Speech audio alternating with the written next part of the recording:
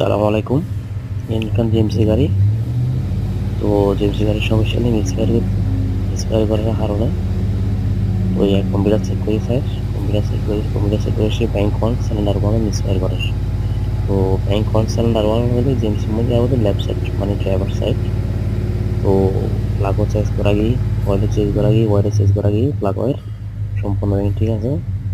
হেডের সমস্যা। তো হেডের সমস্যা নিয়ে কী করবো, হেড কলম করবো হেড।